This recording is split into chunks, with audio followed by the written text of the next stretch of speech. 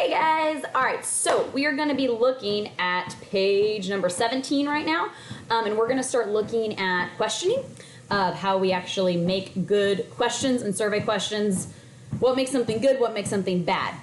You'll notice I'm bouncing around because I'm on the treadmill, because you should stay healthy and active while you're at home.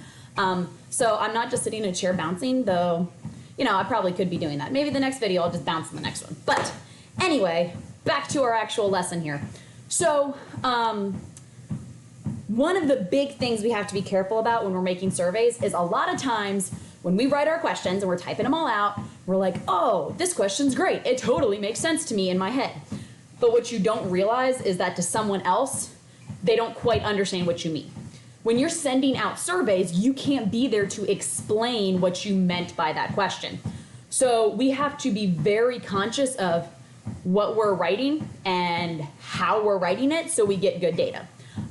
For example, it could be that you have a good question, but you don't give enough choices. Or the choices are just yes, no, and people are like, well, what do you mean about in between? A lot of times other problems are like we forget to write down 0 as an option. Like, oh, I've never done blank. So what we're going to do in this lesson, I'm going to talk a little bit about what we're studying. You're going to take 2 surveys.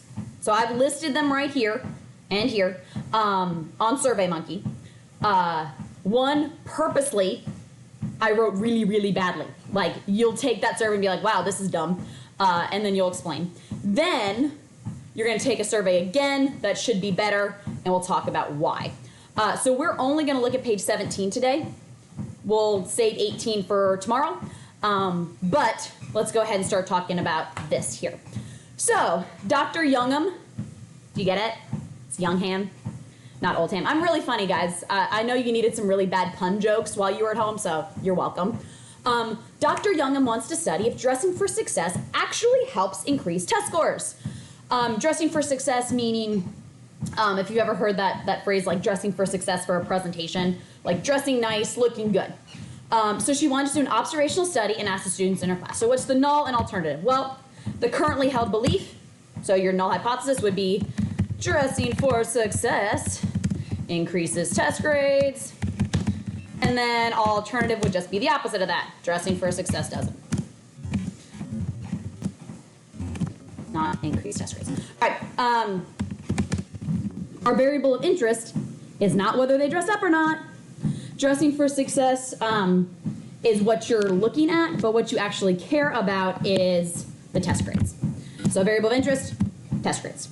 Okay, so here's where I'm going to have you guys go, and you are going to take this survey and answer your questions. I'm going to be collecting data from both classes, so when we watch these videos again, like tomorrow, I'll do an updated video with all of our data in it. I'm also going to do a side video that shows you just how to use SurveyMonkey, since a lot of you are going to be using that for your testing. All right, so you know what we're testing. You know our hypothesis. Go to SurveyMonkey, do the survey. And then you're going to answer, are these a good way to test the hypothesis, why or why not? Then, once you've answered that, take the second survey. Are these questions better than the last, why or why not? Okay, then, for today, I want you to answer questions 7, 8, and 9. You do not need to go on, like I said, to page 18. I just want us to get through page 17 today because I want us to really focus just on survey creation.